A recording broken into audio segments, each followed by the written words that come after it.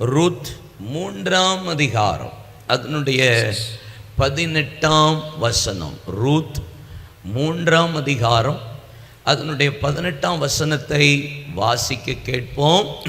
அப்பொழுது அவள், என் மகளே, இந்த காரியம் என்னமாய் முடியும் என்று நீ அறியும் மட்டும் பொறுத்திரு. அந்த மனுஷன் இன்றைக்கு இந்த காரியத்தை முடிக்கும் முன் இளைப்பாற மாட்டான் என்றாள். நகோமி ரூத்தை பார்த்து சொல்லுகிற ஒரு நல்ல பலப்படுத்துகிற ஒரு வார்த்தை, இந்த காரியம் என்னமாய் முடியும் என்று நீ அறிய மட்டும் பொறுத்திரு, காத்திரு, வெயிட் பண்ணு.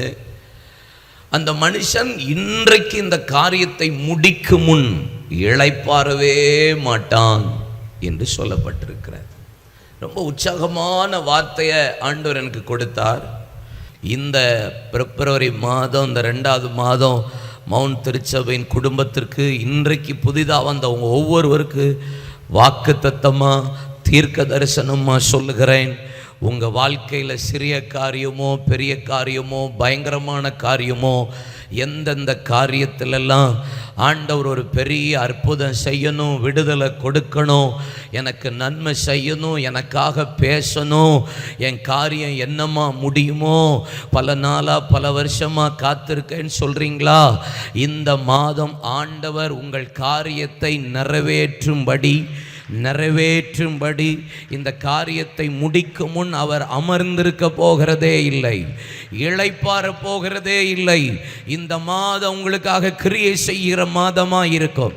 ஒரு நிமிஷம் கையை தட்டி வாயை திறந்து ஜெபம் பண்ணுங்க. ஒரு நிமிஷம் ஜெபம் பண்ணுங்க. குட்டி பிள்ளைங்களாம் ஜெபம் பண்ணுங்க. உங்கள் காரியத்துக்காக அவர் பேசுவார். உங்கள் காரியத்தை முடிக்கும் முன் அவர் இளைப்பாற மாட்டார். உங்கள் பிஸ்னஸ் காரியத்தில் அவர் இன்றைக்கு இந்த மாதம் நின்று பேசுவார். உங்கள் பிள்ளைகள் காரியத்தை முடிக்கும் முன் அவர் இளைப்பாற மாட்டார். உங்கள் குடும்ப காரியத்தை முடிக்கும் முன் அவர் இளைப்பாற மாட்டார். யாருக்காக ஜெபம் பண்ணிட்டு இருக்கீங்க? யாருடைய ரட்சிப்புக்காக ஜெபிக்கிறீங்க?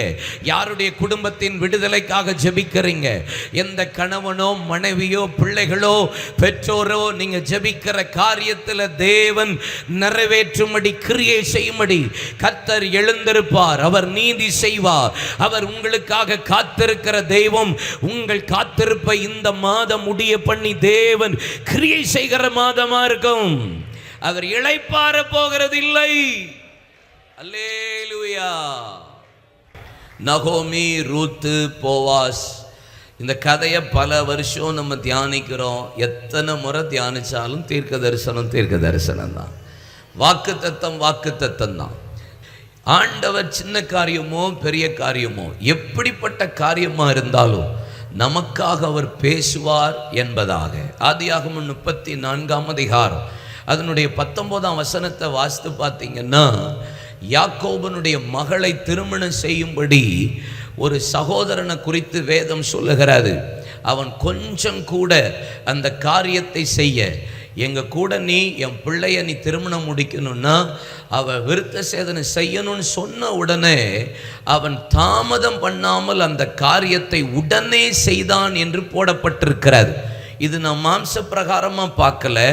ஒரு பிரியம் வைத்த ஒரு மகள் மீது ஒரு கணவன் அவளுக்காக செய்கிற ஒரு காரியமாக தான் நான் பார்க்குறேன். ஆண்டவர் யார் மீது பிரியம் வைக்கிறாரோ அவங்களுக்காக ஆண்டவர் கொஞ்சம் கூட வெயிட் பண்ண மாட்டார். உடனே தாமதமே இல்லாமல் கிரியை செய்வார். எரேமியா 12ஆம் அதிகாரம் 28ஆம் வசனத்தை வாசித்து பாருங்க. எரேமியா 1ஆம் அதிகாரம் 8ஆம் வசனத்தை வாசித்து பாருங்க. கர்த்தர் தம்முடைய காரியத்தை இனி தாமதமே பண்ண மாட்டார். என்னென்ன வார்த்தை கொடுத்தாரோ, என்னென்ன வாக்குத்தத்தம் தந்தாரோ, ஒரு வார்த்தையின் உறுப்பாகளும் கீழே விழாதபடிக்கு கர்த்தர் இனி தீவிரமாய் செய்ய போகிறார் என்று வேதவசனம் சொல்லுகிறது. அது எப்படிப்பட்ட காரியம் என்று வேதத்தில் நீங்க வாசித்து பார்ப்பீர்களானால் வேதத்தில் சொல்லப்பட்டிருக்கிறது. யோபு 3:25 யோபுவுக்கு இது பயந்த காரியம் என்று இருக்கிறது. யாத்திராகமம் 18ஆம் அதிகாரத்தில் சிறிய காரியமோ பெரிய காரியமோ என்று போடப்பட்டிருக்கிறது. உங்களுக்கு பயந்த காரியம், சிறிய காரியம், பெரிய காரியம், உங்க பார்வையில் ஏதோ ஒரு காரியத்தை கர்த்தர் உங்களுக்கு செய்யணும்னு எதிர்பார்த்து வந்தீங்கன்னா இந்த மாதம் அவர் உங்கள் காரியத்தை முடிக்கும் முன் இளைப்பாற போகிறதே இல்லை. ஆண்டவர் ஆண்டவர் சில நேரம் தூதனை அனுப்பி காரியத்தை செய்கிறார். பேதுருவை சிறைச்சாலையிலிருந்து வெளியே கொண்டு வருகிறார். யோசேப்பை சிறைச்சாலையிலிருந்து ஒரு மனிதனை அனுப்பி ஒரே நாள் இரவுல கர்த்தர் அவனை வெளியே கொண்டு வந்து உயர்த்துகிறார். சில நேரம் அவரே கிரியை செய்யும்படி இறங்கி வந்து அவர் நமக்காக யுத்தம் பண்ணுகிறார் என்று வேதவசனம் சொல்லுகிறார். கர்த்தர் எழுந்திருப்பார், சத்துருக்கள் சிதறுண்டு போவார்கள். Let God arise, the enemy scattered. தேவன் எழுந்திருக்கும் போது சத்துரு சிதறுண்டு போவான். உங்களுக்காக கர்த்தர் வழக்காடுவார். யாத்திராகமம் 3ஆம் அதிகாரத்திலிருந்து நீங்க 10ஆம் அதிகாரம் வரைக்கும் வாசித்தா, மோசேயை முச்சடியில தேவன் தரிசனத்தில் காட்சியளித்த பின்பு நான் உன்னை பார்வோனுக்கு தேவனாக்குவேன், நீ போ என்று சொல்லிட்டு பார்வோனுக்கு முன்பாக மோசே நின்று ஒவ்வொரு முறையும் சொல்லும் போது ஒரு வார்த்தை, என் ஜனத்தை வனாந்தரத்தில் பலி செலுத்தி ஆராதிக்கும்படி வழிவிட்டு அனுப்பு. அவர் போய் வழக்காடிக்கிட்டே இருப்பார். ஒரு மனுஷனை அனுப்பி பார்வோனுக்கு முன்பாக, ஒரு ராஜாவுக்கு முன்பாக, உலகத்திலே எகிப்து ராஜ்யம் பெரிய ராஜ்யம், அந்த ராஜ்யத்தின் ஆளுகிற பார்வோனுக்கு முன்னாடி மோசேயை கர்த்தர் நிறுத்தி சொல்றார். திக்குவாயும் மந்த நாவா இருந்த ஒரு மனுஷனை நிறுத்தி அவனோட கர்த்தர் பேசி அவன் போய் நிற்கிறான். ஆண்டவர் சில நேரம் நமக்காக சிலரை வழக்காட அனுப்புவா. இந்த மாதம் உங்களுக்காக பேசுகிறதற்கு தேவன் கிரியை செய்வார். உங்களுக்காக பரிந்து பேச, உங்களுக்காக வழக்காட, உங்க பிள்ளைகளுக்காக, உங்க குடும்ப காரியத்துக்காக, உங்க தொழில் காரியத்துக்காக, இவரோட போய் எப்படி பேச, இவரோட போய் எப்படி நிற்க, இவருக்காக நான் என்ன செய்ய நினைக்கிறீங்களா? கர்த்தர் உங்கள் காரியத்தை உங்களுக்காக நின்று, உங்களுக்காக உங்களோட நின்று கிரியை செய்வார். ஆமென். அல்லேலூயா சொல்லுங்க. 2 ராஜாக்கள் 4ஆம் அதிகாரம் 13-14 வசனத்தில் நீங்க பாருங்க. அங்கே எலிசா தீர்க்கதரிசி சூனேமுக்கு போன போது கணம் பொருந்திய ஸ்திரீ சகல சலக்கரடை செய்த போது அவளுக்கு ஏதாவது செய்யணும்னு நினைக்கிறார் எலிசா. அப்போ சொன்ன ஒரு வார்த்தை என்ன? நான் பிரபுக்களிடத்திலாவது, சேனாபதியினிடத்திலாவது, ராஜாவினிடத்திலாவது பேச வேண்டிய ஏதாவது காரியம் உனக்கு இருக்கா என்கிட்ட சொல்லு, நான் பேசுறேன்னு சொல்றாரு. அப்பொழுது கேயாசி சொல்றா, அவளுக்கு ஒன்றும் தேவையில்லை, ஒன்னே ஒன்று தேவைப்படுது. என்ன? அவ குழந்தை இல்லாம இருக்கா. அப்போ இது ராஜாட்ட பேச வேண்டிய காரியம் இல்லை, சேனாதிபதியினிடத்தில் பேச வேண்டிய காரியம் இல்லை, பிரபுட்ட பேச வேண்டிய காரியம் இல்லை, இது பிதாவினிடத்தில் பேச வேண்டிய காரியம்.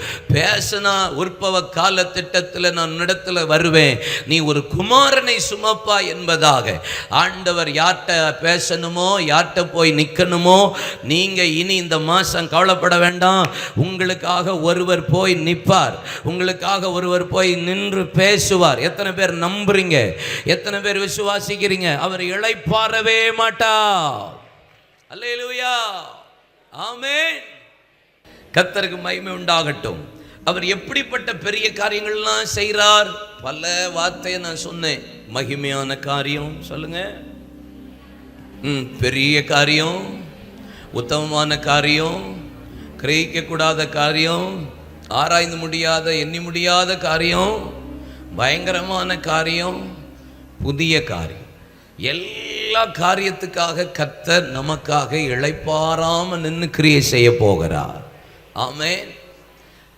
லூக்கா 18ஆம் அதிகாரத்தில் அநீதியுள்ள நியாயாதிபதியை காண்பித்து அவன் தீவிரமா சீக்கிரமா நீதி செய்தான் என்பதை உங்களுக்கு காண்பித்து கொடுத்தேன். அதை என் பிரசங்கல்ல, அது வாக்குத்தத்த செய்தி யூடியூப்பில் வரும், நீங்கள் அதை போய் கேட்க உங்கள் அன்பாய் கேட்கிறேன்.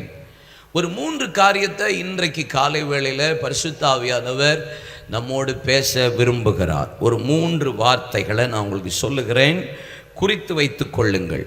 1, கவுன்சிலிங், சொல்லுங்க, ஆலோசனை. 2வது கேரக்டர், சுபாவம். 3வது கன்சர்ன், அக்கறை. கவுன்சிலிங் ஆஃப் நகோமி, நகோமியின் ஆலோசனை. கேரக்டர் ஆஃப் ரூத், ரூத்தின் சுபாவம். கன்சர்ன் ஆஃப் போவாஸ், போவாஸின் அக்கறை. இந்த 3 காரியத்தை இன்னைக்கு பரிசுத்த ஆவியானவர் நம்மோடு பேசுவாராக.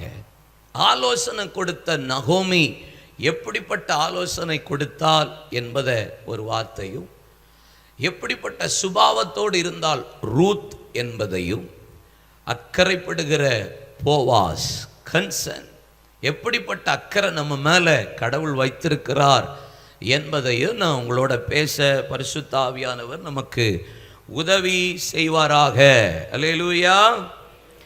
ரூத் 3ஆம் அதிகாரம் அதனுடைய 1ஆம் வசனத்தை வாசிக்க கேட்போம். பின்பு அவள் மாமியாகிய நகோமி அவளை நோக்கி என் மகளே, நீ சுகமாய் வாழ்ந்திருக்கும்படி நான் உனக்கு சௌக்கியத்தை தேடாதிருப்பேனோ. முத ஆலோசனை என்ன? மருமகளுக்கு கொடுக்கிற ஆலோசனையா அல்ல, தன் மகளை போல பாவித்து கொடுக்கிற ஆலோசனை. நகோமி ரூத்துக்கு கொடுக்கிற முத ஆலோசனை மருமகளுக்கு கொடுக்கிற ஆலோசனையை போல அல்ல, தன் மகளை போல ரூத்தை பாவித்து கொடுக்கிற ஒரு ஆலோசனை. அவ ஆரம்பிக்கும் போதே எப்படி சொல்றா? மகளே, உன் சுகவாழ்வு துளிர்க்கும்படி, உன் சுகவாழ்வு வாழ்ந்திருக்கும்படி நான் உனக்கு சௌக்கியத்தை தேடாமல் இருப்பேனோ. எப்படிப்பட்ட ஆலோசனை? இன்னைக்கு ஒருத்தருக்கு கொடுக்கிற ஆலோசனை எப்படிப்பட்ட ஆலோசனையா இருக்கணும்? ஏதோ 3வது நபருக்கு கொடுக்கிற ஆலோசனையை போல நகோமி கொடுக்கல. அவள் கொடுக்கிற ஆலோசனை தன் சொந்த மகளுக்கு கொடுக்கிற ஆலோசனையை போல கொடுக்கிறாள். அந்த ஆலோசனையின் முதல் ஆலோசனை என்ன தெரியுமா? ரூத் 3ஆம் அதிகாரம் அதனுடைய 3-4 வசனத்தை வாசிக்க கேட்போம். நீ குளித்து எண்ணெய் பூசி உன் வஸ்திரங்களை உடுத்திக் கொண்டு அந்த களத்திற்கு போ. அந்த மனுஷன் புசித்து குடித்து தீரு மட்டும் அவன் கண்ணுக்கு எதிர்படாமல் இரு. அவன் படுத்துக் கொண்ட போது அவன் படுத்திருக்கும் இடத்தை நீ பார்த்து போய் அவன் கால்கள் மேல் மூடி இருக்கிற போரை ஒதுக்கி நீ படுத்துக்கொள். அப்பொழுது நீ செய்ய வேண்டியது என்னதென்று அவன் உனக்கு சொல்லுவான் என்றார். அவன் உனக்கு சொல்லுவான் என்று போடப்பட்டிருக்கிறது. 3ஆம் அதிகாரம் அதனுடைய 2ஆம் வசனத்திலையும் இப்படிப்பட்ட வார்த்தை இருக்கிறது. அவன் நமக்கு உறவின் முறையானவன் என்பதாக. நியாயப்பிரமாணத்தின்படி ஒரு ஆலோசனை கொடுக்கிறார். என்ன ஆலோசனை? நீங்க உபாகமத்தின் புஸ்தகம் 25ஆம் அதிகாரம் 7-9 வசனத்தை நீங்க குறித்து வைத்துக் கொண்டால், ஒரு கணவன் மரித்ததற்கு பின்பாக என்ன செய்யணும்னு மோசே ஒரு பெரிய ஆலோசனையை கர்த்தரிடத்திலிருந்து வாங்கி கொடுப்பார். ஒரு கணவன் மரிச்சிட்டா ஒரு சகோதரனுக்கு சந்தானம் பண்ணும்படி அவனுடைய உடன் பிறந்தவன் எப்படிப்பட்ட காரியங்களை செய்யணும்ன்றத 7-9 வசனம் சொல்லப்பட்டிருக்கிறது. அந்த வசனத்தை நீங்க வாசித்து பார்க்கலாம். நீங்க வீட்டில் போய் வாசிங்க. அவன் சொல்றா, இப்படிப்பட்ட காரியங்களை நிறைவேற்றுகிறவன் தன் குடும்பங்களுக்கு சந்ததிகளை ஏற்படுத்த தன் சகோதரனுடைய சந்தானத்தில் அவன் அவளுக்காக உதவி செய்கிறான். அவன் எல்லா காரியத்தையும் நிலைப்படுத்துகிறான். இதுல உடன்படவில்லை என்றால் அவன் செருப்பை கலட்டி போட்டுட்டு அதற்கு உடன்படாமல் அவளை விட்டு புறப்பட கடவன். அவன் மூஞ்சில துப்பி தன் சகோதரன் வீட்டை காக்காதவனுக்கு இப்படியே செய்யப்பட வேண்டும் என்று நியாய பிரமாணத்தில் ஒரு பெரிய பிரமாணம் வசனத்தின்படி சொல்லப்பட்டிருக்கிறது. இப்ப நகோமி ஒரு பெஸ்ட் ஒரு கவுன்சிலிங் கொடுக்கிறா. வேத வசனத்தின்படி ஒரு ஆலோசனை அவளுக்கு கொடுக்கப்படுகிறது. பிரமாணத்தின்படி ஒரு ஆலோசனை கொடுக்கப்படுகிறது. சொந்த ஆலோசனையை மகளை போல பாவித்து கொடுக்கல. வசனத்தின்படி ஆலோசனை கொடுக்கிறவர்களுக்கும் வசனத்தின்படி ஆலோசனையை கேட்கிறவர்களுக்கும் கர்த்தர் தம்முடைய காரியத்தை கிரியை செய்து முடிக்கும் வரைக்கும் அவர் இளைப்பாறவே மாட்டார். அல்லேலூயா சொல்லுங்க. வேத வசனத்தின்படி ஆலோசனை. என்ன வசனம்? பிரமாணத்தின்படி ஆலோசனை. இன்னைக்கு ஆலோசனை கேட்கறதுக்கு பல பணம் கொடுக்க வேண்டி இருக்குல்ல? ஆமாம், 10,000 ரூபா கொடுத்தீங்கன்னா பிஸ்னஸ்க்கு நாங்கள் ஆலோசனை கொடுக்குறோங்கிறாங்க. ஆமாம், படிப்புக்கு இவ்வளோ 1000 கொடுத்தீங்கன்னா நாங்கள் உங்களுக்கு கவுன்சிலிங் கொடுக்குறோங்கிறாங்க. ஒரு பிஸ்னஸ் ஆரம்பிக்கிறதுக்கு இந்த ஆலோசனை நாங்கள் தருகிறோம், இவ்வளோ பணங்கிறாங்க. இன்னைக்கு பைபிள் வசனத்தை பேசுறதுக்கே பணம் கொடுத்து வசனத்தை கேட்க அதுக்கு ஒரு முகாம் நடத்துகிறாங்க. 10,000 15,000லாம் வாங்குகிற கூட்டம்லாம் இருக்கிறது. ஆசீர்வாத உபதேச கூட்டம் என்கிறது. பணத்தை வைத்து. இன்னைக்கு ஆண்டவர் நமக்கு ஒரு இலவசமான ஒரு வார்த்தையை கையில் நமக்கு கொடுத்திருக்கிறார். இந்த வசனத்தின்படி உங்களுடைய என்னுடைய குடும்பம், வியாபாரம், ஆலோசனை நடக்க ஒப்பு கொடுத்ததற்கு கேட்க நீங்க ஆயத்தப்பட்டால் உங்க காரியத்தை தேவன் முடிக்கும் முன் இளைப்பாறவே மாட்டார். அல்லேலூயா சொல்லுங்க. ஏன்னா அவர் சொல்றார் 2ஆம் வசனத்துல, அவன் நமக்கு உறவின் முறையானவன். உறவின் முறைவான உபாகமத்தின் 25ஆம் அதிகாரம் 7-9 வசனத்தை வாசிச்சுக்கோ. ஒரு உறவின் முறையானவன், ஒரு சகோதரன் என்ன செய்யணும், சந்தானத்தை, சந்ததிய ஆசீர்வாதத்தை பெற்றுக்கொள்ள என்ன செய்யணும் என்பது வேதம் சொல்லப்பட்டிருக்கிறது. யூதாவினுடைய 2 பிள்ளைகள், ஒருத்தன் பேர் என்னது, ஓனா, இன்னொருத்தன் பேரு ஏர். 2 பேரும் அவனுடைய குடும்பத்தில் மரணம் நடக்கிறது. ஏன்? கர்த்தரே அவனுடைய பொல்லாத காரியத்தை பார்த்து அடித்தார் என்று வேதம் சொல்லுகிறது. ஏன்பா அப்படின்னா, தன் சகோதரனுடைய மனைவியை திருமணம் செய்து சந்ததியை வரவிடாமல் தடுத்தவன். அதனால கர்த்தர் அவன் மீது பொல்லாப்பு கொண்டார், அவன் மீது கோபப்பட்டார். ஆண்டவர் ஒரு ஆலோசனை கொடுத்திருக்கிறாரு. எப்பா, அவன் சகோதரனுடைய மனைவியின் சந்தோஷம், அவன் சந்ததி வெளிப்பட நீ சேர்த்துக்கொள் என்பதாக. இந்த ஆலோசனையை தள்ளினதுனால கர்த்தர் அவனுடைய யூதாவுடைய 2 பிள்ளைகளையும் அடித்து கொன்றார் என்று வேதம் சொல்லுகிறது. அப்படின்னா என்ன அர்த்தம்? ஒரு சந்ததி, ஒரு ஆத்துமா இந்த தேசத்தில் வெளிப்பட கர்த்தர் பக்கம் வர்றதற்கு தடையா நிற்கிற எல்லாரையும் ஆண்டவர் பிரியமுள்ளவராக இருக்கவே மாட்டார். இந்த காலை ஆராதனை, இந்த பிப்ரவரி மாதம் முதல் ஆராதனையில பரிசுத்த ஆவியானவர் சபையை பார்த்து சொல்லுகிறார், ஆத்துமாவை குறித்த அக்கறையோடு இருக்கிற, ஆத்துமாவுக்காக பிரயாசப்படுகிற, ஒரு சந்ததிக்காக பிரயாசப்படுகிற ஒரு கூட்டம் இந்த காலை வேளையில எழும்பட்டும். உங்க காரியத்தை கர்த்தர் கிரியை செய்து முடிக்கும் முன் இளைப்பாறவே போகிறதில்லை. அல்லேலூயா. ஆண்டவர் உங்களுக்கு கொடுக்கிற ஆலோசனையை கேட்டு செய்றீங்களா? வசனத்தின்படி நடக்கிறோமா? பாட்டு தான் பாடுறோம். நான் உனக்கு போதித்து நடக்கும் பாதையை நாள்தோறும் உன்மீதின் கண் வைத்து அறிவுரை நான் கூறுவே, உனக்கு ஆலோசனை சொல்லுவே. பாட்டு தான் இருக்கு. ஏசப்பாவுடைய ஆலோசனையை கேட்டு நம்ம குடும்பம் இருக்குதா? வசனத்தின்படி கணவன் மனைவி இருக்கிறவங்கெல்லாம் கேளுங்க, உங்கள் குடும்பம் வேத வசனத்தின் ஆலோசனையின்படி நடக்குதா? வாலிப பிள்ளைகள், வேத வசனத்தின்படி உங்கள் வாழ்க்கை கட்டப்பட்டிருக்கா? பிஸ்னஸ் பண்ணுறவங்க வேத வசனத்தின்படி அந்த ஆலோசனை கேட்டு நடக்கிறீங்களா? வியாபாரம் செய்கிற, வேலை பார்க்குறவங்க வேத வசனத்தின் ஆலோசனையின்படி உங்கள் வாழ்க்கையை கட்டி எழுப்புறீங்களா? உங்களுக்கு கொடுத்த தலைமைத்துவத்தில் கர்த்தர் உங்களுக்கு என்னென்ன கொடுத்துருக்கிறார், அந்த தலைமைத்துவத்தில் கர்த்தருடைய ஆலோசனை கேட்டு நடக்கிறீங்களா? ஒரு சின்ன கவுன்சிலிங் தான், ஒரு சின்ன ஆலோசனை தான் ஆண்டவர் எல்லா விதத்துலேயும் சொல்கிறார். குடும்பம் குடும்பம் இன்னைக்கு குடும்பம் தான் பெரிய வேதனையாக இருக்குது. ரொம்ப துக்கம். ஃபேமிலி, கணவன் மனைவி பிரச்சனை, மனைவி கணவன் பிரச்சனை, பிள்ளைகள் பெற்றோர் பிரச்சனை, பெற்றோர் பிள்ளைகள் பிரச்சனை, சொத்து பிரச்சனை, குடும்ப பிரச்சனை, உறவு பிரச்சனை. மேக்சிமம்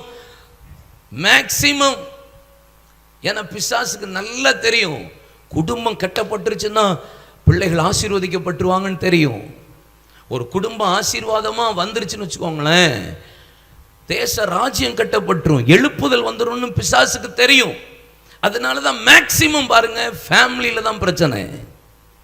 ஒன்று கீழ்ப்படியாத மனைவி, இன்னொன்று அன்பு கோராத புருஷன், கீழ்ப்படியாத பிள்ளைகள், கண்டிக்க வேண்டிய பிரகாரம் கண்டிக்காத பெற்றோர்கள். இன்றைக்கு குடும்பம் முழுசும் அப்படிதான் இருக்கு. இஷ்டத்துக்கு விடப்பட்ட காட்டுக்கழுதைகளை போல, தன்னிச்சையாய் விடப்பட்டது போல அலைஞ்சிக்கிட்டு இருக்கிற ஒரு குடும்பமாக தான் இருக்கு. ஏசப்பா நமக்கு கொடுக்கிற ஆலோசனையை கேட்டு நடக்கணும். நகோமி தன் சொந்த மகளாய் பாவித்து வேத வசனத்தின்படி அவளுக்கு ஆலோசனை கொடுக்கிறார். இப்படி செய், உறவு முறை, உன் சந்ததி கட்டப்படும், சந்ததியை கர்த்தர் பெருக பண்ண போகிறா, உன் சந்ததி நிலைக்கணும்னா நான் சொல்றபடி செய். எனக்கு ஆச்சரியம் என்ன தெரியுமா, அந்த 3-4 வசனத்தில் அவர் நகோமி ரூத்தை எந்த அளவுக்கு நம்பி இருக்கிறான்னு பாருங்களேன். நீ குளித்து எண்ணெய் பூசி வஸ்திரத்தை மாட்டிட்டு நீ போய் அவன் பாதத்தில் போய் படுத்துக்கோன்னு சொல்கிறான்னா எந்த அளவுக்கு ஒரு பிள்ளைய நம்புறான்னு பாருங்க. ஒரு மாமியார் மருமகள், ஆனால் மருமகளை எந்த அளவுக்கு நம்பிக்கையோட வேத வசனத்தை சொல்லி அனுப்புறா. என்ன அருமையான ஆலோசனை. இன்னைக்கு பெற்றோர்கள் பிள்ளைகளை நம்பவே முடியலையே. ஒரு ரூம்குள்ள இருக்கிறாங்கன்னா என்ன செய்யுது ஏது நம்பவே முடியலையே. பிள்ளைகளை நம்ப முடியுதா? புருஷனை நம்ப முடியுதா? மனைவியை நம்ப முடியுதா? மேக்சிமம் சந்தேகங்கிற ஒரு பேய் உள்ள உட்கார்ந்துட்டு இருக்கு பாருங்களேன். இருக்கா இல்லையா சொல்லுங்க. எவ்வளவு சந்தேகம், செல்போனில் சந்தேகம், குடும்பத்தில் சந்தேகம்னு ஒரு பிசாசு இன்னைக்கு குடும்பத்துக்குள்ளே உட்கார்ந்துட்டு குடும்பத்தை சீரழிக்கிற காரியம் எவ்வளோ இருக்கிறது. ஆனால் நகோமி தன்னுடைய மருமகளுக்கு ஒரு ஆலோசனை வசனத்தின்படி கொடுத்த போது அவள் அதை அப்படியே செய்தாள். உங்களுக்கு கர்த்தர் கொடுக்கிற ஆலோசனை, சபையில் கர்த்தர் கொடுக்கிற ஆலோசனை, உங்கள் அப்பா அம்மா கொடுக்கிற ஆலோசனைக்கு பிள்ளைகள் கீழ்ப்படுறீங்களா? பெற்றோர்கள் கீழ்ப்படுகிறீங்களா? சபையில் கர்த்தர் ஒரு ஆலோசனை கொடுக்குறாரு, உங்கள் பிள்ளைகளை அப்படி நடத்துகிறீங்களா? இல்லைன்னா ஏழியின் பிள்ளைகளை போல நம்ம வாழ்க்கை இருக்குதா? 1 சாமுவேல் 2ஆம் அதிகாரம் கடைசி வசனத்தை வாசித்து பாருங்க. ஏழியின் பிள்ளைகள் எப்படி இருந்தாங்க? கர்த்தர் நடத்த வேண்டிய பிரகாரத்தில் நடத்தியும் ஒரு ஆசாரிய குடும்பத்தில் இருக்கிற ஒரு தகப்பன், பிரதான ஆசாரியன், அவன் பாருங்க கண்டிக்க வேண்டிய பிரகாரம் அவன் கண்டிக்கலன்னு போட்டிருக்கு. 1 சாமுவேல் 2ஆம் அதிகாரம் கடைசி வார்த்தையை வாசித்து பாருங்க. ஏழியை பார்த்து ஆண்டவர் சொல்லுகிறார், என்னை விட உன் பிள்ளைகளை நீ அதிகமாக ஏன் மதிக்கிற? ஆண்டவரே சொல்றாரு, நீ ரொம்ப கெடுக்கிறப்பா உன் பிள்ளைகளை. பேரண்ட்ஸ், எத்தனை பிள்ளைகளை நீங்க கெடுக்கிறீங்க? உங்க பிள்ளைய கர்த்தருக்கு நடத்த வேண்டிய விதத்தில் ஆலோசனை கொடுத்து நடத்துறீங்களா? இல்லைன்னா பொருளா வாங்கி கொடுத்து கெடுக்கிறீங்களா? பரவாயில்ல, போறது போட்டும் பிரதர், பார்த்துக்கலாம் சொல்லக்கூடாது. எசேக்கியா ஒரு யுத்தம்னு சொல்லி வந்த உடனே கர்த்தர்ட்ட போய் நின்று ஆலோசனை கேட்டான். கேட்ட உடனே ஜெபம் பண்ணினா, ஜெபத்துக்கு பதில் வந்தது. கர்த்தர் யுத்தத்தில் ஒரு பெரிய ஜெயத்தை கொடுத்து ஒரே ஒரு தூதன் அனுப்பி 1,85,000 அசீரியரை சங்கரித்தான். வியாதி வந்துச்சு, உடனே கர்த்தர்ட்ட போனான், உடனே ஜெபிச்சான். கர்த்தர் ஜெபத்தை கேட்டு 15 வருஷம் அவனுக்கு கூட்டி கொடுத்தார். இப்போ சுகத்துக்கு கர்த்தர்ட்ட போனா, பிரச்சனைனாலும் கர்த்தர்ட்ட போனா ஆலோசனை ஆண்டவர் கொடுத்தார்.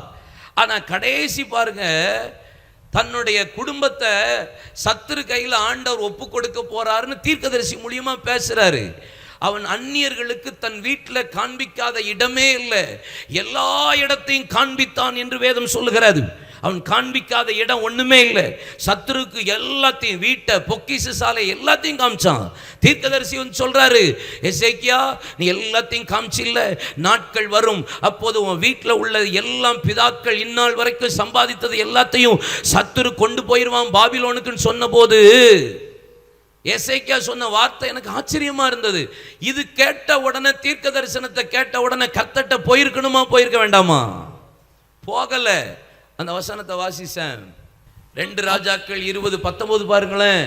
அப்பொழுது எசேக்கியா ஏசாயாவை நோக்கி, நீர் சொன்ன கர்த்தருடைய வார்த்தை நல்லதுதான் என்று சொல்லி என் நாட்களிலாவது சமாதானம் உண்மையும் இருக்குமே என்றார். என்ன, என் பிள்ளைகள் நாட்கள்ல என்ன ஆனாலும் பரவாயில்லன்னு அர்த்தம். அடுத்த ஜெனரேஷனை குறித்த கவலையே இன்னைக்கு பெற்றோர்களுக்கு இல்லை. அடுத்த தலைமுறையை குறித்த கவலையே இல்லை.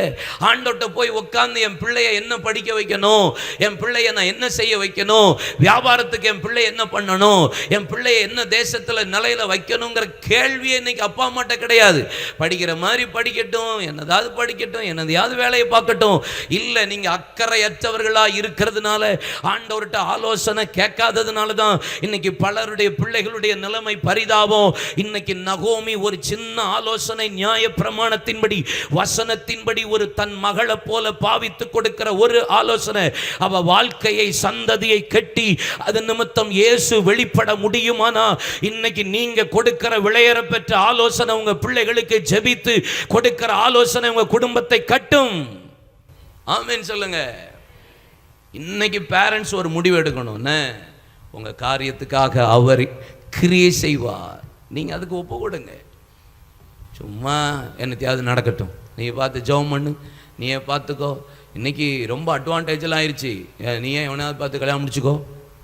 போகிற இடத்துல எவனையும் லவ் பண்ணலையா நீ இன்னும் கேட்குறாங்க. அந்த அளவுக்கு ரொம்ப டெக்னாலஜி இம்ப்ரூவ்மெண்ட்டு வெரி மச். ஆலோசனை என்னாச்சு? உங்கள் வாழ்க்கையை கொடுத்த கேட்குற காரியத்தில் நீங்கள் என்ன கேட்குறீங்க? ஏசப்பாட்ட தெரியல எனக்கு. நாங்கள் ஒரு வார்த்தை சொல்கிறோம், நீங்கள் கேட்குறீங்களா ஏசப்பாட்ட? சர்ச்சில் சொல்கிறோம், வசனத்தை போதிக்கிறோம், பலிபீடத்தில் நின்று அவர் ஏதோ சொல்கிறாரு அப்படின்னு கேட்டு போகிறீங்களா? எவ்வளவு பிரசங்கம் கேட்குறோம், எவ்வளவு வார்த்தையை கேட்குறோம், எவ்வளவு ஜெபம் பண்ணுறோம், எல்லாம் வசனம் படிக்கிறீங்க. ஆனால் முடிவு மாம்சத்தில் தானே நம்ம பல நேரம் முடிவு வருகிறது. பக்கத்தில் கையை பிடிச்சி சொல்லுங்கள், அவசரப்படாதீங்க. சொல்லுங்கள், அவசரப்படாதீங்க. ஆமென், அல்லேலூயா. எப்படிப்பட்ட ஆலோசனை? வசனத்தின்படி ஆலோசனை இருக்கணும். ரூத்து 3ஆம் அதிகாரம் 5ஆம் வசனத்தை வாசிக்க கேட்போம். ரூத்து 3:5. அதற்கு அவள், நீர் எனக்கு சொன்னபடியெல்லாம் செய்வேன் என்றால் சொன்னபடியெல்லாம் 6ஆம் வசனம் வாசிச்சான். அவள் களத்திற்கு போய் தன் மாமி தனக்கு கற்பித்தபடியெல்லாம் அவ என்ன சொன்னாலோ அது அப்படியே செய்தாள் என்று வேதம் சொல்லுகிறது. அல்லேலூயா. இங்க பாருங்க, ஒன்று கவுன்சிலிங், இன்னொன்று ரூத்தினுடைய கேரக்டர். வார்த்தை பாருங்க, கீழ்ப்படிந்தார். சுபாவமே கீழ்ப்படி. ஒரு ஆலோசனை வந்த உடனே மாமி சொன்னதுக்கு மறு உத்தரவு இல்லை, வேண்டாம், ஒன்று வேணாம், எதுவுமே இல்லை, அப்படியே கீழ்ப்படிந்தாள். 3 வார்த்தையை நான் எழுதி வச்சிருக்கிறேன் நேற்று. ஏற்றுக்கொள்ள அவள் மறுதலிக்கவில்லை. 2வது, இந்த கவுன்சிலிங், இந்த ஆலோசனை கேட்ட உடனே இது என்ன இந்த மாமி இப்படி கொடுக்குதுன்னு ஆச்சரியப்படலை. 3வது, சரி என்று பட்டதுனால தான் அவள் குளித்து எண்ணெய் பூசி புறப்பட்டாள். அப்போ அவள் சுபாவத்தில் 3 வார்த்தை எனக்கு இது இஷ்டமா இருந்தது எழுதி வச்சிருக்கேன். ஏற்றுக்கொள்ள மறுதலிக்கவில்லை, ஆலோசனையை கேட்கறதுக்கு ஏற்றுக்கொள்றதுக்கு மறுதலிக்கலை. இன்னொன்று, இது என்ன வித்தியாசமா சொல்லுது இந்த மாமி, ஆச்சரியப்படலை. 3வது, சரி என்று பட்டதுனால அவ உடனே போய் செய்தார். கேரக்டர் ஆஃப் ரூத் என்னது? ஆலோசனையை ஏற்றுக்கொண்டு அதன்படி செய்கிற, கீழ்ப்படுகிற ஒரு சுபாவம். 3ஆம் அதிகாரம் 10ஆம் வசனம் வாசிச்சா. 3ஆம் அதிகாரம் 10ஆம் வசனம். அதற்கு அவன் மகளே, நீ கர்த்தரால் ஆசீர்வதிக்கப்படுவாயாக. நீ தரித்திரரும் ஐஸ்வர்யவான்களுமான வாலிபர்களின் பிறகே போகாததினால் உன் முந்தின நற்குணத்தை பார்க்கிலும் உன் பிந்தின நற்குணம் உத்தமமாயிருக்கிறது. ஒன்று அவளுடைய ஆலோசனை. 2வது, ரூத்தினுடைய சுபாவம், கேரக்டர் என்ன? வேதம் சொல்லுகிறது, நீ வாலிபர் பின்னாடி போகலை, ஐஸ்வர்யவான் பின்னாடி போகலை, நான் முந்தின நற்குணத்தை பார்க்கலும் உன்னுடைய முந்தின நற்குணத்தை பார்க்கலும் உன் பிந்தின நற்குணம் எவ்வளவு உத்தமமா இருக்கு. அவள் சுபாவம் உத்தமம், கேரக்டர். போவாஸ் சொல்றான் உத்தமம். ஏற்கனவே 2ஆம் அதிகாரம் 12ஆம் வசனத்தில் அவளை ஆசீர்வச்சிருக்கிறான். எம்மா, நீ கர்த்தரால் ஆசீர்வதிக்கப்பட்டவள், நீ செட்டைகளின் கீழே அடைக்கலம் புகுந்தபடியால் உனக்கு நிறைவான பலன் உண்டு என்று சொல்லி அவன் ஆசீர்வச்சிருக்கிறான். ஆனால் மீண்டும் பாருங்க, அவளை குறித்து ஒரு வார்த்தை சொல்கிறான். உன் மாமிக்கு நீ செஞ்சதும் இப்பொழுது செய்து வருகிறதும் எல்லாம் எனக்கு தெரியுது. நீ ஐஸ்வர்யவானும் வாலிபர் பிறகு நீ போகாமல் நீ என் காலில் நீ உட்கார்ந்துருக்க பாரு, நான் உன் உத்தமத்தை புரிஞ்சுக்கிறேன். God bless you. உன் கேரக்டர் ஃபேண்டாஸ்டிக், உத்தமம். நம்முடைய இன்டெகிரிட்டி, நம்முடைய அப்ரைட்னஸ், நம்முடைய ஊழியத்தில், குடும்பத்தில், வேலையில், தனிப்பட்ட வாழ்க்கையில் நம்முடைய பரிசுத்தம் எப்படி இருக்குன்னு யோசிங்க. 3வது, கன்சர்ன் ஆஃப் போவாஸ். நான் முக்கியமான செய்திக்கு போகிறேன், இந்த வார்த்தை மட்டும் சொல்கிறேன். கன்சர்ன் ஆஃப் போவாஸ், அவனுடைய அக்கறையை பாருங்க. போவாஸுனுடைய அக்கறை என்ன அக்கறை? 3ஆம் அதிகாரத்தில் பாருங்க, 10ஆம் வசனத்தில் அவன் சொல்ற ஒரு வார்த்தை, வார்த்தை மகளே. இவனும் சொன்ன ஒரே ஒரு வார்த்தை என்னது? மகளே. நகோமி சொன்ன ஒரே ஒரு வார்த்தையை மீண்டும் சொல்றான். இவன் சொல்றான் மகளே. இவனும் அவளை ஒரு மகளை போல பாவிக்கிறான். வார்த்தை. 2வது பாருங்களேன், 3ஆம் அதிகாரம் 11ஆம் வசனம் வாசிச்சான். இப்பொழுது மகளே, நீ பயப்படாதே, உனக்கு வேண்டியபடி எல்லாம் செய்வேன். அப்படின்னா என்ன அர்த்தம்? எனக்கு இவள் மீது ஒரு பொறுப்பு இருக்கு, அக்கறை இருக்கு, இவளை குறித்த காரியத்துல ஒரு கன்சர்ன், இவளை காரியத்துல நான் ஒரு காரியம், இவ விடுதலை கொடுக்கணும், இவ சிறையிருப்ப மாத்தணும், இவளை ஆசீர்வதிக்கணும், இவளை குறித்து இவளை மீட்கும் பொறுப்பு எனக்கு இருக்கிறது என்கிற எண்ணம், வேண்டியபடி எல்லாம் என்ன செய்வேன். 11-12 வாசிச்சேன். 12-13. நான் சுதந்திரவாளி என்பது மெய்தான், ஆனாலும் என்னிலும் கிட்டின சுதந்திரவாளி ஒருவன் இருக்கிறான். ராத்திரிக்கு தங்கி இரு, நாளைக்கு அவன் உன்னை சுதந்திர முறையாய் விவாகம் பண்ண சம்மதித்தால் நல்லது, அவன் விவாகம் பண்ணட்டும். அவன் உன்னை விவாகம் பண்ண மனதில்லாதிருந்தானாகில் நான் உன்னை சுதந்திர முறையாய் விவாகம் பண்ணுவேன் என்று ஆணையிட்டான். இவருங்க ஆணையிடுகிறான். நீதி நியாயத்தோட நடக்கணுங்கிறதுல அதுல கன்சர்னா இருக்கிறான்.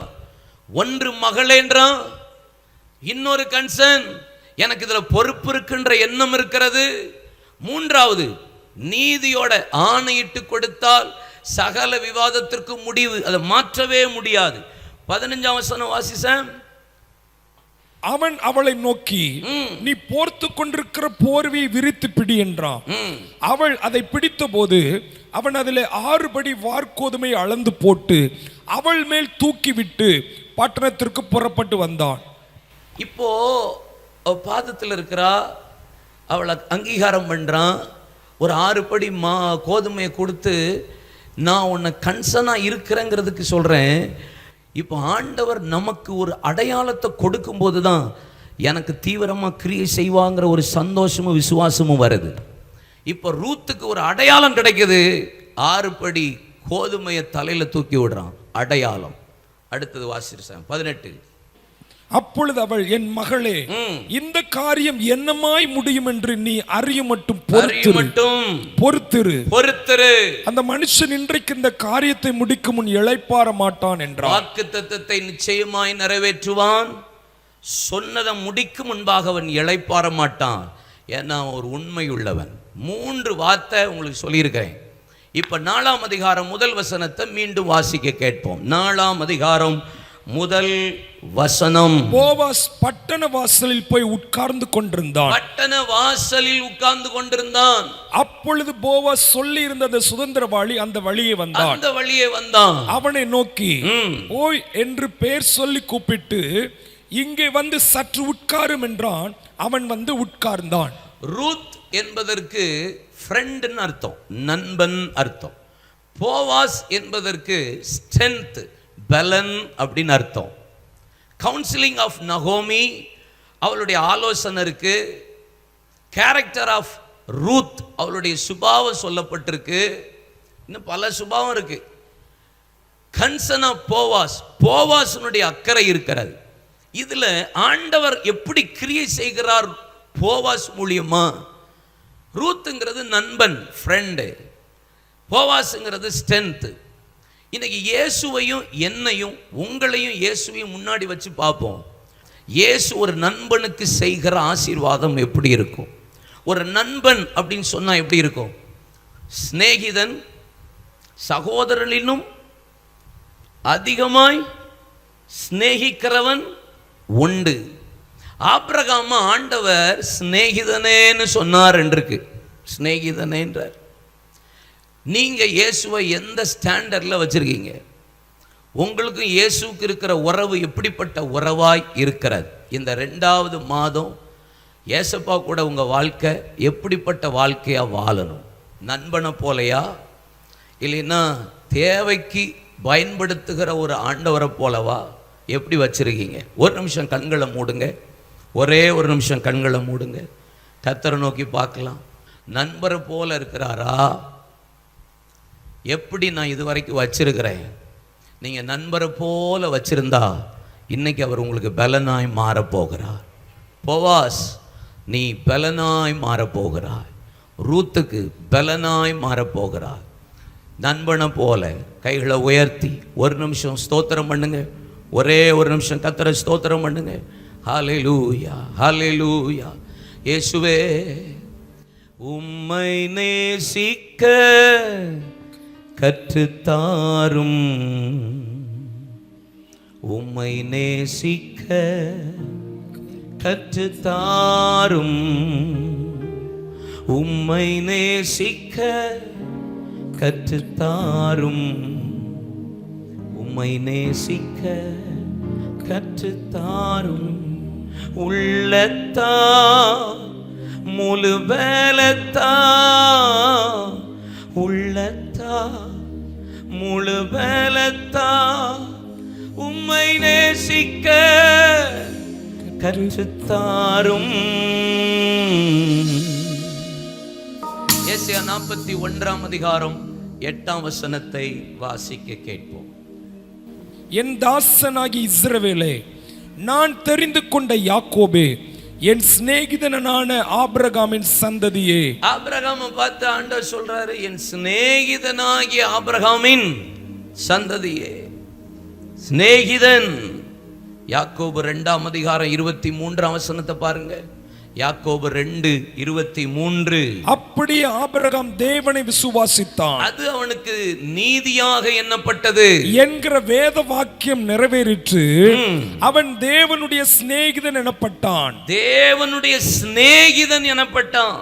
யோவான் 15:15 இயேசு சொல்ற வார்த்தையை பாருங்க.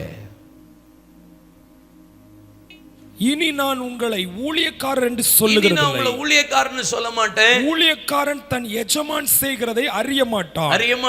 நான் உங்களை சிநேகிதர் என்றேன். உங்களை சிநேகிதர் என்றே. ஏனெனில் என் பிதாவினிடத்தில் நான் கேள்விப்பட்ட எல்லாவற்றையும் உங்களுக்கு அறிவித்தேன். அல்லேலூயா.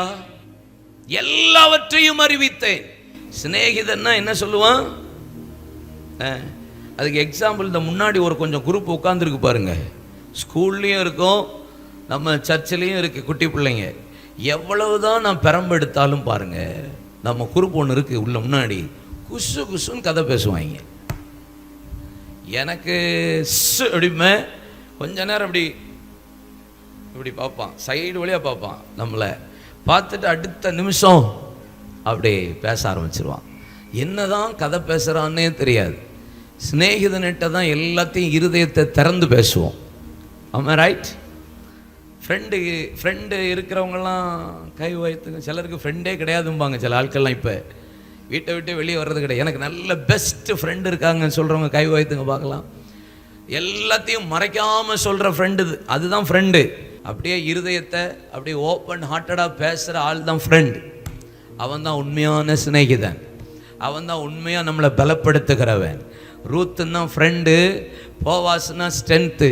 உண்மையான நண்பனுக்கு இருக்கிற போவாஸ் என்கிற ஃப்ரெண்டு பலப்படுத்துகிறவனா மட்டும்தான் இருக்க முடியும். உங்கள் நலன் மேலே, உங்கள் காரியத்தின் மேலே அக்கறை செய்கிறவனாக இருக்க முடியும். அக்கறை செய்கிறது மாத்திரத்தில் உங்கள் காரியம் முடிக்கும் முன் இளைப்பாறவே மாட்டான். ஃப்ரெண்டு என்ன வேணாலும் செய்வான், ஜீவனையே கொடுப்பான். சிநேகிதன் ஜீவனையே கொடுப்பான் அப்படின்னு இருக்கு. இயேசுவை விட ஃப்ரெண்டு இந்த உலகத்தில் யாரும் இருக்க முடியாது. நீங்கள் இயேசுவுக்கு ஃப்ரெண்டாக இருந்தீங்கன்னா எல்லாவற்றையும் அவர் செய்வார். அல்லேலூயா. யாத்திராகமம் 33:11 வாசிக்க கேட்போம். ஒருவன் தன் சிநேகிதனோடு பேசுவது போல கர்த்தர் மோசேயோடு முகமுகமாய் பேசினார். அவன் பின்பு அவன் பாளையத்துக்கு திரும்பினான். நூனின் குமாரனாகிய யோசுவா என்னவனுடைய பணிவிடைக்காரன் வாலிபன் ஆசரிப்பு கூடாரத்தை விட்டு பிரியாது. 2 பேரை பத்தி போட்டிருக்கு பாருங்க. ஒன்னு யோசுவா, இன்னொன்னு மோசே. மோசேயை பத்தி சொல்லப்பட்டிருக்கிறது, ஒரு சிநேகிதனோடு பேசுகிறது போல முகமுகமாய் கர்த்தர் பேசினார். ஏறக்குறைய இரவும் பகலும் 40 நாள் தேவ சமூகத்துல மோசே மேல உட்கார்ந்துட்டு இருக்கிறாரு. கர்த்தர் வர சொல்லி, உன் மலைகளுக்கு எல்லைகளை குறித்துக்கொள், ஆடு மாடு மிருக ஜீவன்கள் ஒன்றும் நான் சங்கரிக்காதபடிக்கு நீ கவனமாயிருன்னு சொல்றாரு. இப்ப ஆண்டவர் பேசுறாரு, நியாயப்பிரமாணத்தை கொடுக்கிறாரு, எல்லாம் செய்யறாரு. திருப்பி கர்த்தர் கீழே கொண்டு வர்றாரு. இந்த ஜனங்கள் உட்கார்ந்து புசித்து குடித்து கன்றுக்குட்டிக்கு முன்பாக விளையாட ஆரம்பித்தார்கள். பிரமாணத்தை கொண்டு வந்த ஆளுக்கு கோபம் வருது. ஆண்டவர் சொல்றார், நீ அழைத்து வந்த உன் ஜனம் தங்களை கெடுத்துட்டாங்கப்பா, போ. இது ஜெயதோனி சத்தமும் இல்லை, அபஜயதோனி சத்தமும் இல்லை. இது ஆடல் பாடல், பயங்கரம், குடிவெறி, களியாட்டு. மேல ஒருத்தன் மேல உட்கார்ந்துட்டு இருக்கிறாரு, கீழே ஒருத்தன் இப்படி செஞ்சிட்டு இருக்கிறாங்க. கீழே போனான், பிரமாணத்தை உடைச்சான். கர்த்தர் பட்சத்தில் இருக்கிறவன் யார் என்று கேட்டான். லேவியர்கள் வந்தார்கள். எல்லாவற்றையும் அவனுடைய தன் சகோதரனை தன் வீட்டில் இருக்கிற ஒவ்வொருத்தனையும் கொல்லுன்னு சொல்றான், வெட்டுகிறான். அதுக்கப்புறம் திரும்பி மோசே மேலே போகிறான். அப்போதான் இந்த வசனம் இருக்கு, தன் சிநேகிதனோடு பேசுறது போல முகமுகமா பேசுறார். பேசிட்டு பிரமாணத்தை மீண்டும் கையில கர்த்தர் கொடுக்கிறார். கீழே இறங்கி வாரான். வந்த போது ஆண்டவர் சொன்ன ஒரு வார்த்தை என்ன தெரியுமா? இந்த ஜனங்களை விட்டு இந்த ஜனங்களை நான் அழிக்க போகிறேன். இதுவரை 10 முறை பரிசுத்தை பார்த்து என்ன கோபப்படுத்தின ஜனங்கள் எதுவரைக்கும் என்ன விசுவாசியாதபடி இருப்பாங்க? இந்த ஜனங்களை விட்டு நான் உன்னை பெரிய ஜாதி ஆக்குறேன். 33ஆம் அதிகாரம் 14ஆம் வசனத்தை வாசித்து பாருங்க. என் சமூகம் உனக்கு முன்பாக போகும். நீங்க எல்லாம் இதுல வாசிக்கிற ஒவ்வொரு வசனமும் பாருங்க, எல்லாம் சிங்குலர்ல தான் இருக்கும், ஒருமையில தான் இருக்கும், பன்மையிலே இருக்காது. நான் உனக்கு முன்னாடி போய் உனக்கு இளைப்பாறுதல் தர்றேன், நான் உன்னை பெரிய ஜாதி ஆக்குறேன், உன்னை கொண்டு செய்யற காரியம் பயங்கரமா இருக்கும், எல்லாமே சிங்குலரா தான் இருக்கும். ஆனா மோசே சொல்றாரு, இல்ல ஆண்டவரே, உம்முடைய ஜனத்தின் மீது உம்முடைய கோபம் மூளாது இருப்பதாக. நீங்க அழிச்சிராதீங்க, நீங்க செஞ்சிராதீங்க, இது உம்முடைய ஜனம். என் பேரை நீங்க கிறுக்கி போட்டாலும் ஜீவ புஸ்தகத்திலிருந்து கிறுக்கி போடுங்க, ஆனா உம்முடைய ஜனத்தை நீங்க அழிக்காதிருங்க ஆண்டவரே. திருப்பி திருப்பி போராடுறாரு.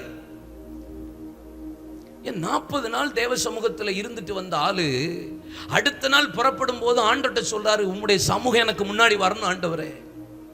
ஒரு சிநேகிதன் ஒரு ஆண்டவரோட எப்படி பேசுறான்? எங்களுக்கு நீங்க கூட இருந்தாதான் ஸ்ட்ரென்த், நீங்க இல்லாத ஒரு வாழ்க்கையே இல்லை. ஏசப்பா இல்லாத ஜீவியம், ஏசப்பா இல்லாத ஊழியம், இயேசு இல்லாத வியாபாரம், இயேசு இல்லாத குடும்பம், இயேசுவின் சமூகம் இல்லாத எதுவுமே ஆசீர்வாதம் இல்லை, பலன் இல்லை. எப்படி அவர் இல்லாம எப்படிங்க எனக்கு அவர் கிரியை செய்ய முடியும்? ஏசப்பா இல்லாத ஒரு வாழ்க்கை எப்படிங்க அவர் எனக்கு கிரியை செய்து இளைப்பாற மாட்டார்னா? எப்படி அவர் போயிட்டாருன்னா நான் மட்டும் உங்க கூட இருக்கிறேன்? இல்ல ஆண்டவரே. ஒரு சிநேகிதன் தன் ஜனங்களுக்காக, ஆத்மாவுக்காக ஆலோசனை, நியாயப்பிரமாண ஆலோசனை, ஆத்மாவுக்காக போராடுகிற ஒரு மனிதன். ஆமென். நம்ம பாதி நேரம் இன்னைக்கு ஏசப்பா இல்லாம தான் வாழ்றோம். வித்தவுட் ஜீசஸ் ஈஸியா மூவ் பண்றோம், எதுனாலும் செய்யறோமே. பிஸ்னஸ் ஏசு இல்லாம பண்றோம், பிள்ளைகள் கல்யாண காரியத்தை ஏசு இல்லாம பார்க்குறோம், வாழ்க்கை துணையை இயேசு இல்லாமலே முடிவு பண்றோம். எது முடிவும் இயேசுவே இல்லாம. நான் கடந்த நாளில் உங்களுக்கு ஒரு வசனம் சொன்னேன். 1 சாமுவேல் 6ஆம் அதிகாரத்தில் பெத்சிமேசரின் மனுஷர்கள் அறுப்பு காலம் வந்தபோது, அவர்கள் அறுத்து கொண்டிருந்த போது தன் கண்களை ஏறெடுத்து பார்த்தார்கள், அப்பொழுது உடன்படிக்கை பெட்டி உள்ளே நுழைந்தது என்பதாக. 1 சாமுவேல் 6:13 பாருங்க. பெத்சிமேசின் மனுஷர்கள் பள்ளத்தாக்குகளில் கோதுமை அறுத்து கொண்டிருந்தார்கள். அவர்கள் தன் கண்களை ஏறெடுத்து பார்த்தபோது பெட்டி கண்டு அதை கண்டதினால் சந்தோஷப்பட்டார்கள். அப்படின்னா என்ன? பெட்டி வருது, ஆனா பெத்சிமேசு மனுஷர்களின் 55,000 பேர் மேல கர்த்தர் அடிச்சு மரணம், ஒரு பெரிய சாவு நடக்குது. ஏன்னு பார்த்தா பெட்டிக்கு மேல ஒரு ப்ளூ கலர்ல ஒரு கிளாத் மூடி இருக்கும். அவர்கள் பெட்டியை எட்டி பார்த்தார்கள் என்று இருக்கிறது. அந்த ப்ளூ கிளாத் என்ன தெரியுமா? இயேசுவின் அன்புக்கு அடையாளம், இயேசுவுக்கு அடையாளம் தான். அந்த பெட்டியும் பெட்டி மேல இருக்கிற அந்த ப்ளூ கிளாத்தும் இயேசுவின் அன்புக்கு அடையாளம். அப்போ பெட்டியை எட்டி பார்த்தானா எப்படி? பெட்டியில இருக்கிற துணியை தூக்கி போட்டுட்டு பெட்டியை எட்டி பார்த்தான். இயேசு அன்பு இல்லாம கிடைக்கிற ஆசீர்வாதம், எந்த ஆசீர்வாதமும் எனக்கு தேவையில்லை, அது முடிவு அழிவாதான் இருக்கும். இயேசு இல்லாம கிடைக்கிற எனக்கு எந்த பொருளும், இயேசு இல்லாம கிடைக்கிற எந்த உறவும், இயேசு இல்லாம கிடைக்கிற எந்த ஆசீர்வாதமும், இயேசு இல்லாம கிடைக்கிற எந்த சொத்தும், இயேசு இல்லாம கிடைக்கிற எந்த தொழிலும் எனக்கு அது ஆசீர்வாதமாவே இருக்காது. அது அறுப்பு காலமாவே இருந்தாலும் பெத்சிமேசரின் மனுஷர்கள் அடிக்கப்பட்டு மரித்தார்கள். இயேசு இல்லாத வாழ்க்கை எப்படிங்க எனக்கு பலனா மாறும்? நீங்க மனுஷனை பலனா நினைக்கிறீங்களா? உங்க தொழிலை பலனா நினைக்கிறீங்களா? உங்க பணத்தை பலனா நினைக்கிறீங்களா? சில ஆளை நம்ம பெரிய சென்டா நினைப்போம். தயவுசெய்து சொல்றேன், யாரும் உங்களுக்கு பலனா மாறவே முடியாது. நீங்க இயேசுவை ஃப்ரெண்டா வச்சு பாருங்க. நீங்க பலவீனர், அவர் பலன் உள்ளவர். நான் அற்பமான ஆளு, அவன் ஆச்சரியமான ஆள். அவர் உள்ளதை அவமாக்கும்படி இல்லாதவைகளை தெரிந்து கொள்கிறார், ஞானிகளை வெட்கப்படுத்தும்படி. நான் பைத்தியம் தான், ஆனா என் கூட இருக்கிறவர் ஞானியான ஆண்டவர், சர்வ ஞானி. நான் பைத்தியக்காரன் தாங்க, ஆனா எனக்கு கூட இருக்கிறவர் பெரியவர். நான் பலவீனன், அவர் பெரியவர். நான் ரொம்ப அற்பம்தான், ஆனா அவர் ஆச்சரியமானவர். என்னதான் கர்த்தர் ஆச்சரியமான தேசத்துல பயன்படுத்துகிறார். யார் கர்த்தரை நண்பனா வச்சு எனக்கு அவர் தான் பலன் என்று ஸ்ட்ரென்த்தா நினைக்கிறீங்களோ, உங்களுக்காக அவர் இந்த மாதம் தீவிரமா கிரியை செய்வார். உங்களுக்காக வேகமா வேலை பார்ப்பா. உங்களுக்காக அவர் செய்கிற முடிக்கிற வரைக்கும் இளைப்பாறவே மாட்டா. நீங்கள் மனுஷனை ஸ்ட்ரென்த்தாக நினச்சிட்டு அவர் செய்து முடிப்பார் நினைக்க அவங்களாம் செய்யவே மாட்டாங்க பிரதர். என்னையுமே நீங்கள் பலனா நினைக்காதீங்க, என்னையுமே நம்பாதீங்க. உங்களுக்கு the best friend, the best friend அவர் தான் உங்களுக்கு நண்பன், அவர் தான் உங்களுக்கு பலன், அவர் தான். நீங்கள் என்ன பேசினாலும் கேட்பார். தி பெஸ்ட் ஃப்ரெண்ட் அவர் தான், உங்களை பலப்படுத்துவார். இல்லை, யோசுவா 10ஆம் அதிகாரத்தில் யோசுவா கர்த்தரோடு பேசி முடித்ததற்கு பின்பாக சூரியனும் சந்திரனும் ஆயுளோன் மீதும் கிபியோன் பள்ளத்தாக்கின் மீதும் நீ தரித்து நில். கர்த்தரோடு பேசினதுக்கு அப்புறம் தான் பெரிய காரியங்களை அவன் செய்கிறான் என்று வேதம் சொல்லுகிறது. பெரிய காரியங்களை கர்த்தர் செய்ய உங்களை கொண்டு செய்வார். ஆமென் சொல்லுங்க. ஆதியாகமம் 17:22 பாருங்க. தேவன் ஆபிரகாமோடு பேசி முடித்த பின்பு அவர் அவனை விட்டு எழுந்தருளினார். எவ்வளோ நல்லா இருக்கு பாருங்க. இப்படிலாம் அனுபவம் நமக்கு வரணுமே. சீக்கிரத்துக்குள்ளே நம்ம சபையில் அப்படிப்பட்ட காரியம்லாம் நம்ம பிள்ளைகளுக்கு நமக்கு நடக்கட்டும். ஏசப்பா என் கூட இப்படி பேசிகிட்டு இருந்தார் பிரதர். என்னாகும் 12:8 பாருங்க. என்னாகும் 12:8 பாருங்க. வாசி சார். நான் அவனுடன் மறைப்பொருளாக அல்ல முகமுகமாகவும் பிரத்யட்சமாகவும் பேசுகிறேன். அவன் கர்த்தரின் சாயலை காண்கிறான். இப்படி இருக்க நீங்கள் என் தாசனாகிய மோசேக்கு விரோதமாய் பேச உங்களுக்கு பயமில்லாமல் போனது என்ன என்றார். மோசேக்கு விரோதமா முறுமுறுத்து பேசுறாங்க. எத்தியோப்பிய ஸ்திரீ நிமித்தம் ஒரு கருப்பு இனத்து பெண்ணை கல்யாணம் முடிச்சதுனால மோசேக்கு விரோதமா முறுமுறுத்து பேசுறாங்க. இவனை கொண்டு தான் கர்த்தர் பேசுவாரான்னு. கர்த்தர் மேகத்துல இறங்கிட்டார் பாருங்களேன். ஃப்ரெண்டை விட்டு கொடுக்க மாட்டார். நம்ம அப்பா ஃப்ரெண்டை விட்டே கொடுக்க மாட்டார். ஃப்ரெண்டா இருந்தா விட்டு கொடுக்க மாட்டார். இறங்கி சொல்றாரு, மேகத்து மேல இறங்கி சொல்றாரு, எப்பா என் தாசனாகிய மோசே கூட மறைபொருளா இல்ல, முகமுகமா பேசுறேன், பிரத்யட்சமா பேசுறேன். அவன் கர்த்தரின் சாயலை காண்கிறான். யோசிச்சு பாருங்க நீங்க. அவர் வந்து வழக்காடுறாரு. மிரியாமுக்கு குஷ்டரோகமா மாறிட்டு பாருங்க. கர்த்தர் நீதி செய்றார், நியாயம் செய்றார். இப்போ இருக்கிற ஃப்ரெண்டெல்லாம் விட்டு கொடுத்துட்றாங்க. இப்போ இருக்கிற ஃப்ரெண்டெல்லாம் காட்டி கொடுத்துட்றாங்க. இப்போ இருக்கிற ஃப்ரெண்டெல்லாம் துரோகம் தான் பண்ணுறானுங்க. ஃப்ரெண்டாகவே இருக்கிறது கிடையாது. இல்லையா? பல துரோகிகள் தான் எழும்பி இருக்கிறார்களே தவிர ஆமாம் நல்ல ஃப்ரெண்டை இப்போ பார்க்க முடியல. ஏன்னா அப்பா அம்மா ஃப்ரெண்டுன்னு வீட்டுக்கு வந்தாலே பழக விட மாட்டேங்காங்க. வீட்டுக்குள்ளேயே வச்சுருக்கீங்க பாதி பேர். முந்தியெல்லாம் நாங்கள் தெருவில் தான் வாழ்க்கையே வாழ்ந்துருக்கோம். இப்போ எங்கே தெருவில் விடுறீங்க? பேரண்ட்ஸு விடுறதே கிடையாது. யாராவது வீட்டுக்கு வந்துட்டு அவன் யார் என்னன்னு எல்லாம். ஏன்னா வர்றவனும் மண்டையும் கொண்டையும் அப்படி தான் இருக்குது. இல்லை, வர்றவனுங்களும் பார்த்தாலே அக்யூஸ்ட் மாதிரியே தான் வாரான். காதில் கம்மல், டேட்டு, மண்டெல்லாம் பார்த்தீங்கன்னா இவ்வளோ பெருசாக இருக்குது. பயங்கரமாக வாரான். பேண்ட்டும் பார்த்தா சேனாதிபதி மாதிரி பேண்ட்டு போட்டிருக்கான். ஆமாம், பேண்ட்டு ஃபுல்லாக கரண்ட காலுக்கு மேலே தான் இருக்குது. பயலுக பேண்ட்டு ஃபுல்லாகவே பயமாக தான் இருக்குது நமக்கு. ஆமாம், வீட்டுக்கு வர்ற பயல்களும் அப்படி தான் இருக்கிறான். தெரிய மாட்டுக்கு ஃப்ரெண்டுன்னு சொல்கிறான், அண்ணன்னு பழகிறான். இவளுகளும் அண்ணன்னு பழகிறாளுங்க. பாய் ஃப்ரெண்ட், கேர்ள் ஃப்ரெண்டு, அண்ணன் மாதிரிங்கிறாளுங்க. அண்ணன் மாதிரினாலே நான் நம்ப மாட்டேன். அக்கா மாதிரின்னு சொன்னாலே நான் நம்ப மாட்டேன். இந்த அண்ணன் மாதிரி அக்கா மாதிரி ஃப்ரெண்டெல்லாம் போதும்டா நாங்கள் ஏமாந்தது. சோத்திரம். ஃப்ரெண்டாகவே இருக்கட்டும். அண்ணன் தான், அக்கா தான். அண்ணன் மாதிரி, அக்கா மாதிரி, தம்பி மாதிரி, தங்கச்சி மாதிரி, எந்த மாதிரியும் வேண்டாம். இல்லையா சொல்லுங்க. சிநேகிதன்னா எல்லாத்தையும் பேசுறவன் தான் சிநேகிதன். மறைக்காதவன் தான் சிநேகிதன். பேசிக்கிட்டே இருக்கிறவன் தான் சிநேகிதன். ஆமென் சொல்லுங்க. ஒரு வசனம் யாத்திராகமம் 34:2 வாசிச்சேன். யாத்திரா 34:2. விடிய காலத்தில் நீ ஆயத்தமாகி பாருங்க. பாருங்க, சிநேகிதன் நம்ம ஃப்ரெண்டை பார்க்கணுன்னா எவ்வளோ சீக்கிரமாக ப்ரிப்பேர் ஆகி வேக வேகமாக. நீங்கள் பாருங்கள், மற்ற வேலைக்கு கூட நம்ம பயல்கள் லேட் பண்ணுவானுங்க. ஃப்ரெண்டுன்னு மட்டும் பாருங்கள், அது என்ன தான் ஆகட்டும், சட்டன்னு கிளம்புவாங்க. சர்ச்சுக்கு பாருங்கள், படுத்தலேருந்து எழுப்புறதுக்குள்ளே உங்களுக்கு படாத பாடு பல பேர் பட்டு தான் இன்றைக்கி வந்திருப்பீர்கள் என்று கர்த்தருக்குள்ளே நான் நம்புகிறேன். காலையில் அந்த குறுப்பை எழுப்பி இலை அதில் என் பேரை சொல்லி வேற மிரட்டியிருப்பீங்க. இந்த ஆள் வேற வெள்ளையாக வாசலில் நிற்பான். காலையிலே பல பேரை சர்ச்சுக்கு எழுப்பி கூட்டு வர்றதுக்குள்ளே போராட்டமாக இருக்குல்ல.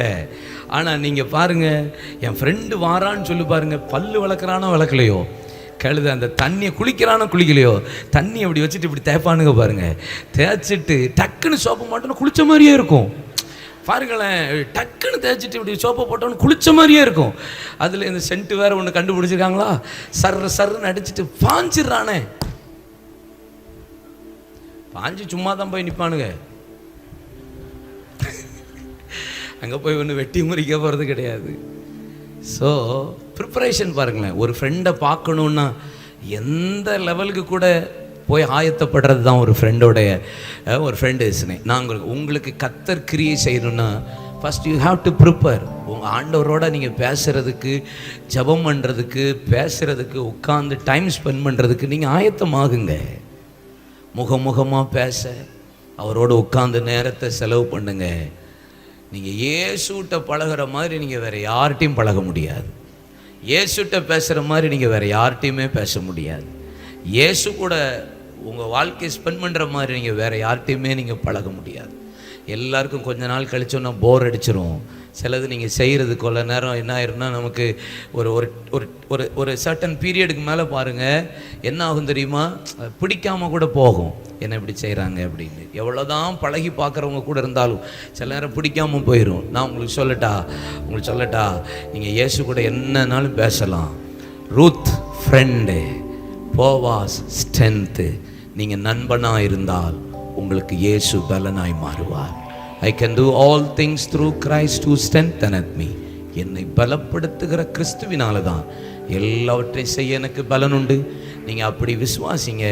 நான் சொல்லுவேன், 3ஆம் அதிகாரம் 18ஆம் வசனம், அவர் உங்கள் காரியத்தை முடிக்கும் முன்பு இளைப்பாறவே மாட்டார். முடிக்கும் முன்பு என் ஃப்ரெண்டுக்கு செய்யாமல் நான் யாருக்கு செய்ய போகிறேன்னு நிற்பார். ரூத்து, உனக்கு செய்யாமல் நான் வேறு யாருக்கு செய்ய போகிறேன். எனக்கு ரொம்ப பிடிச்ச ஒரு வார்த்தை 4:1 இருக்குது. அவன் வேகமாய் தாமதம் பண்ணாமல் அவன் பட்டண வாசலுக்கு போனான். பட்டண வாசல் என்பது விசாரிக்கிற இடம். பட்டண வாசல் என்பது காத்திருக்கிற இடம். ஆதியாகம் 18:1, ஆதியாகம் 19:1 வேதம் சொல்லுகிறது, ஆபிரகாம் கூடார வாசலில் உட்கார்ந்திருந்து தன் கண்களை ஏறெடுத்து பார்த்தான். 3 புருஷர்கள் வரக்கண்டு எதிர்கொண்டு போய் தரை மட்டும் குனிந்து கிட்டை சேர்ந்தான்.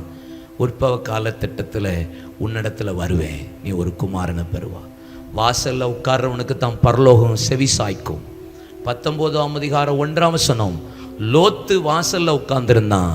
அங்கேயும் தூதர்கள் வந்தார்கள். அங்கே கர்த்தர் அவனையும் அவன் குடும்பத்தையும் தப்புவிக்கும்படி அவர்களை அந்த தேசத்திலிருந்து விடுவித்தார். வாசல் என்பது என்னை பாதுகாக்கிற இடம். வாசல் என்பது என்னை விசாரிக்கிற இடம். வாசல் என்பது எனக்காக தாமதம் பண்ணாமல் கிரியை செய்கிற இடம். வாசல் என்பது என் ஜெபத்துக்கு பரலோகம் பதில் கொடுக்கிற இடம்.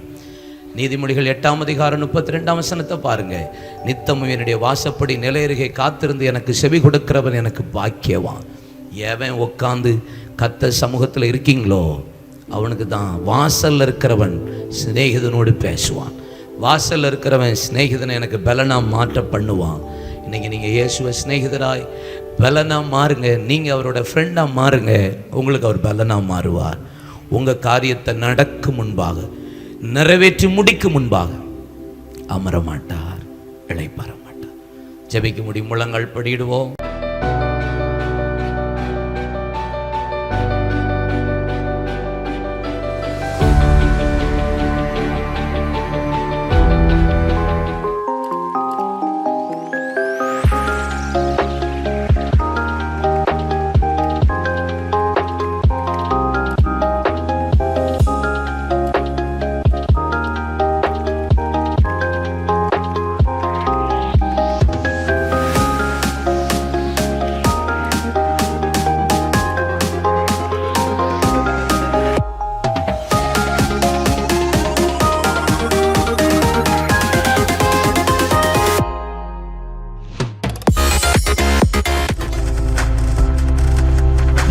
பார்த்து கொண்டிருப்பது உங்கள் ஜாய் டிவி. உங்கள் துக்கம் சந்தோஷமாய் மாறும்.